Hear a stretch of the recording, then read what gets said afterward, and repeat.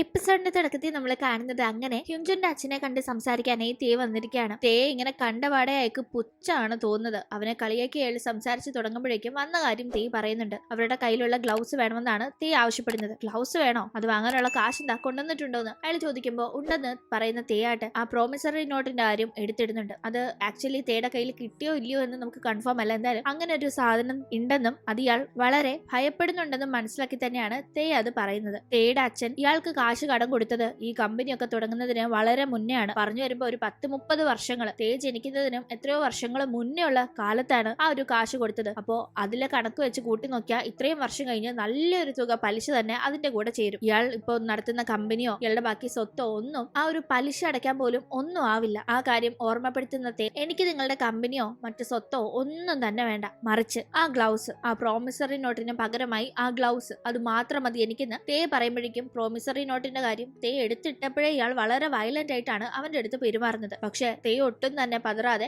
അയാളോട് വളരെ ബോൾഡ് ആയി തന്നെ സംസാരിക്കുന്നു. ഇതേ ടീം ആ ഒരു പ്രോജക്ട് ഇൻചാർജിനെ കാണാനായി തേയുടെ കൂടെ ഉള്ളവർ പോയിട്ടുണ്ടായിരുന്നു. അതേ ടീം ഹ്യുൻജുനും അവിടെ എത്തിയിട്ടുണ്ട്. ഹ്യുൻജുൻ ഗ്ലൗസ് ഡെലിവറി ഞങ്ങൾ ചെയ്യാം, ഇവരെ അങ്ങ് റിജക്ട് ചെയ്തേക്കെന്നും പറഞ്ഞ് സംസാരിക്കുമ്പോൾ അവർക്ക് കൊടുത്തിരിക്കുന്ന ഡെഡ് ലൈൻ തീർന്നിട്ടില്ല. അതിനോടൊക്കെ എനിക്ക് എങ്ങനെ നിങ്ങളുടെ കയ്യിൽ ആ പ്രോജക്ട് തരാൻ പറ്റുമെന്നൊക്കെ ആ ഇൻചാർജ് അവരോട് തർക്കിച്ചുകൊണ്ടിരിക്കുന്ന സമയത്ത് ഹ്യുൻജുന് ഒരു കോൾ വരുന്നു. ഹ്യുൻജുൻ വേഗം തന്നെ പുറപ്പെട്ടു പോകുന്നുണ്ട്. ആ ഗ്ലൗസ് ഒക്കെ സ്റ്റോക്ക് ചെയ്തിരുന്ന പോർട്ടിന്റെ അവിടേക്കാണ് അവൻ എത്തുന്നത്. കാണുന്ന കാഴ്ചയാട്ടെ തേ ആ ഗ്ലൗസ് ഒക്കെ എടുക്കുന്നത്. വേഗം തന്നെ അവൻ തന്റെ അനുവാദം ഇല്ലാതെ തന്റെ ഗ്ലൗസ് ഒക്കെ തേ അതിക്രമിച്ചെടുക്കുന്ന എന്ന രീതിക്ക് തേക്ക് നേരെ ആക്രോശിച്ച് ചെല്ലുമ്പോഴേക്കും അവിടെ ഉണ്ടായിരുന്ന സിയോൺ നീയല്ലേ വെയർഹൌസിന് തീ വെച്ചതെന്ന് ചോദിച്ച് അവന്റെ മുഖത്തിനിട്ട് തന്നെ നല്ല ഒരെണ്ണം കൊടുക്കുന്നു. അതെ, ഞാൻ തന്നെയാ തീ വെച്ചതെന്ന് ഒരു ഉളുപ്പില്ലാണ്ട് ഹ്യുൻജുനോട് പറയുമ്പോഴേക്കും സിയോണിന് വീണ്ടും ദേഷ്യം വരുന്നുണ്ടെങ്കിലും അവളെ കൺട്രോൾ ചെയ്ത് അവിടെ ഒരു പ്രശ്നം ഉണ്ടാക്കാതെ മാറ്റിക്കൊണ്ട് പോകാനായിട്ടാണ് തേ നോക്കുന്നത്. അങ്ങനെ അവളെ മാറ്റി നിർത്തി നിന്റെ സോഫ്റ്റ് ആയ കൈ കൊണ്ട് എന്തിനാ അവനെയൊക്കെ ഇടിക്കുന്നതെന്നൊക്കെ ചോദിച്ച് ഒരു തമാശ കണക്ക് തേ സംസാരിക്കുമ്പോൾ പിന്നെ എന്റെ കൈയല്ലേ ഇപ്പോ ഇമ്പോർട്ടന്റ് എന്ന് പറയുന്നവൾ എന്തോ ഒരു പ്രശ്നം എനിക്ക് മനസ്സിൽ തോന്നുന്നുണ്ട്, പറ എന്ത് ചെയ്തിട്ടാ ഈ ഗ്ലൗസ് ഒക്കെ നീ ഇപ്പോ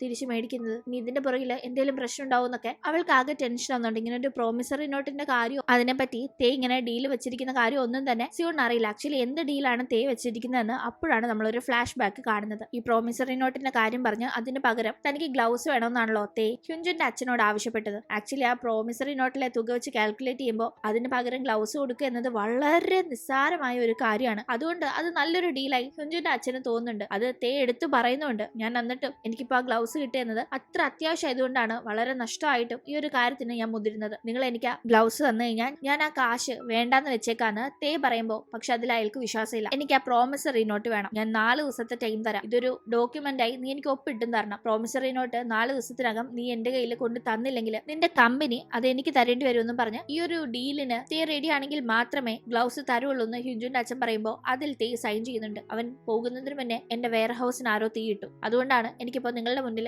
ഇങ്ങനെ വരേണ്ടി വന്നതെന്നും പറഞ്ഞു പോകുമ്പോൾ അയാൾക്ക് അപ്പോഴേ മനസ്സിലാവുന്നുണ്ട് ഹ്യുൻജുൻ തന്നെയാണ് ആ തീയിട്ട ആളെന്ന്. അങ്ങനെ ഈ പ്രോമിസറി നോട്ട് കണ്ടുപിടിക്കാൻ വേണ്ടി തേ ആകട്ടെ ഇവരുടെ ആ പഴയ ഓഫീസ് ബിൽഡിംഗിലേക്ക് പോകുന്നു. കാശില്ലാണ്ടായപ്പോ അവിടുത്തെ പ്രവർത്തനം അവസാനിപ്പിച്ച് ആ വാടക കെട്ടിടത്തിൽ നിന്ന് തേ നാമിന്റെ റെസ്റ്റോറന്റ് ഉണ്ടായിരുന്ന സ്ഥലത്തേക്കാണല്ലോ ഇപ്പൊ ഓഫീസ് മാറ്റിയിരിക്കുന്നത്. അതുകൊണ്ട് തന്നെ പഴയ ഒരു ബിൽഡിങ്ങിന്റെ അവിടെ ചെന്ന് അവിടെ ഈ പ്രോമിസറി നോട്ട് എല്ലാം എടുക്കാൻ മറന്നു വെച്ചിട്ടുണ്ടോന്നൊക്കെ തേ അന്വേഷിക്കുകയാണ്. ഓഫീസിലെ എല്ലാ സാധനങ്ങളും ഇവർ മാറ്റിയിട്ടുണ്ടായിരുന്നില്ല, കുറേയേറെ സാധനങ്ങൾ അവിടെ ഇരിപ്പുണ്ടായിരുന്നു. അങ്ങനെ നോക്കുന്ന ടീം ആക്ച്വലി ഇതിപ്പോ മറ്റൊരാളുടെ ഓഫീസ് ബിൽഡിംഗ് ആണല്ലോ, തേക്ക് അതിലിപ്പോ ഒരു അധികാരവും ഇല്ല. അതുകൊണ്ട് തന്നെ അവിടെ ഇതുപോലെ പരിശോധിക്കാനായി വന്ന തേയെ അവിടെ ഉണ്ടായിരുന്ന സെക്യൂരിറ്റി പിടിച്ച് പോലീസിനെ ഏൽപ്പിക്കുകയും തുടർന്ന് ഇതറിഞ്ഞെത്തുന്ന സിയോണാണ് അവിടെ നിന്ന് തേയെ കൂട്ടിക്കൊണ്ട് പോകുന്നത്. എന്തായാലും തേയാകട്ടെ സ്റ്റേഷനിൽ നിന്ന് ഇറങ്ങിയ ടീം സിയോന്റെ കൂടെ ഇരുന്ന് സംസാരിക്കുമ്പോൾ അവൾക്ക് സർപ്രൈസ് ആയി ഒരു ഫോൺ ഗിഫ്റ്റ് ചെയ്യുന്നുണ്ട്. അവൾക്ക് മാത്രമല്ല അവന് വേണ്ടിയും അവനൊരു ഫോൺ വാങ്ങിച്ചിരുന്നു. പക്ഷെ അവന്റെ ഫോണിനേക്കാൾ കുറച്ചുകൂടെ നല്ലൊരു ഫോണാണ് അവൾക്ക് ഇപ്പോൾ വാങ്ങിച്ചു നൽകിയിരിക്കുന്നത്. അങ്ങനെ അടുത്തില്ലെങ്കിലും അവർക്ക് ഇനി സംസാരത്തിന് ഒരു പഞ്ഞും ഉണ്ടാവരുത് എന്നാണ് അവൻ പറയുന്നത്. തുടർന്ന് അവർ വീട്ടിലേക്ക് ചെല്ലുമ്പോഴേക്കും സിയോന്റെ അനിയത്തി സിയോന്റെ ഒരു മാറ്റമൊക്കെ കണ്ട്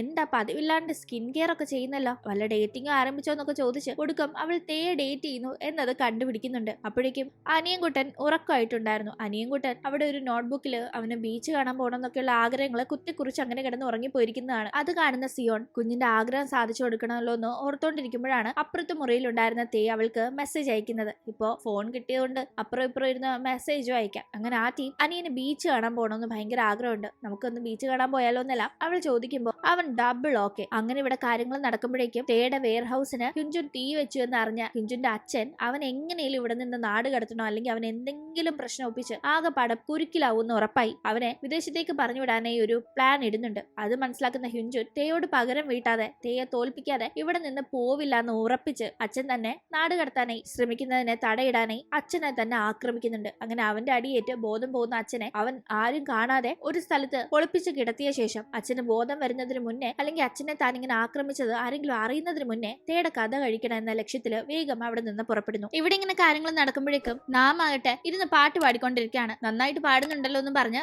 അമ്മ അത് കേൾക്കാനായി അടുത്ത് വന്നിരിക്കുമ്പോൾ അവൻ അമ്മയെ പറ്റി ഒരു പാട്ട് പാടുകയും പാട്ടിന്റെ അവസാനം ഐ ലവ് യു എന്ന് അമ്മയോട് പറയുകയും ചെയ്യുമ്പോൾ അമ്മ ഒരുപാട് ഹാപ്പി ആവുന്നുണ്ട്. അങ്ങനെ അടുത്ത ദിവസം നാം നേരെ റെഡിയായി സിയോന്റെ വീട്ടിലേക്ക് ചെല്ലുന്നുണ്ട്. ആ ടീം വെളിയില് മിൻഹയും തേയുടെ അമ്മയും ഉണ്ടായിരുന്നു. മിൻഹയാണെങ്കിൽ കുട്ടി ഉടുപ്പൊക്കെ ഇട്ടോണ്ട് നിൽക്കാണ്. ഇത് കാണുന്ന തേയുടെ അമ്മ ഈ ഇതെന്ത് ഇങ്ങനെ ഉടുപ്പിട്ടോണ്ട് നിൽക്കുന്ന, വേഗം അകത്ത് കയറിപ്പോയി എന്നൊക്കെ പറഞ്ഞ് അവളോട് പറയുന്നുണ്ട്. ഇത് ഫാഷനാണ് ആന്റി എന്ന് മിൻഹ പറയുമ്പോൾ ഇങ്ങനത്തെ ഉടുപ്പിടുന്ന പെമ്പിള്ളാരെ ഒന്നും പയ്യന്മാർക്ക് ഇഷ്ടാവില്ല എന്നെല്ലാം അവർ പറയുമ്പോൾ എനിക്ക് ഇഷ്ടാവുന്നു. ഇവർക്കിടയിലെ റിലേഷൻ അറിയാതെ അവിടെ കിടന്ന് നാം വന്നപ്പോ മിൻഹ കുട്ടി ഉടുപ്പ് നിൽക്കുന്ന എന്ന പേരിൽ വെപ്രാളം പിടിക്കുന്ന തേയുടെ അമ്മയോട് അവൻ പറയുന്നുണ്ട് നീ ഒന്ന് പോയടാന്ന് പറഞ്ഞ് പെട്ടെന്ന് അവിടെ കിടന്ന ഒരു ഷർട്ട് എടുത്ത് അവളെ പുതപ്പിച്ചുകൊണ്ട് അവരിങ്ങനെ നിൽക്കുമ്പോഴേക്കും തേയും സിയോണും ഒപ്പം അവരുടെ കുഞ്ഞനിയനും റെഡിയായി വരുന്നുണ്ട്. മറ്റെങ്ങോട്ടും അല്ല, മുന്നേ പ്ലാൻ ചെയ്ത കണക്ക് ബീച്ചിലേക്ക് പോവാണ്. അതിനുവേണ്ടി തന്നെയാണ് നാമിനെയും വിളിച്ചു വരുത്തിയത്. അങ്ങനെ ഇവരെല്ലാം ബീച്ചിലേക്ക് ഹാപ്പിയായി ടൈം സ്പെൻഡ് ചെയ്യാനായി പോകുന്നുണ്ട്. ബീച്ചിൽ പോകണമെന്നൊക്കെ ഭയങ്കര ആവേശം കൊണ്ടെങ്കിലും ബീച്ച് കാണുമ്പോൾ സത്യം പറഞ്ഞ അനിയൻകുട്ടൻ ഒന്നും പേടിക്കുന്നുണ്ട്. പക്ഷെ സിയോൺ അവന്റെ പേടിയൊക്കെ മാറ്റിയെടുത്ത് അങ്ങനെ അവൻ ഹാപ്പിയായി അവിടെ ടൈം സ്പെൻഡ് ചെയ്യുന്നു. ഇതേ ടീം മിൻഹയും നാമും അവരുടെ ലോകത്താണ്. സിയോണും സ്വല്പം നേരം തേയോടൊക്കെ സംസാരിച്ചിരിക്കുന്നുണ്ട്. അതിനുശേഷം അവളാവട്ടെ അവന്റെ കൂടെ അവിടെ കക്കയും മറ്റും പിറക്കിയെടുക്കുന്നു. അങ്ങനെ പിറക്കി അതൊക്കെ നോക്കി ആസ്വദിച്ചിരിക്കുന്നവൻ എന്ത് ഭംഗിയല്ല ഇതൊക്കെ കാണാനെന്ന് പറയുമ്പോൾ നമ്മളത് കഴിക്കാൻ വേണ്ടിയാ പിറക്കിയെടുത്തെന്ന്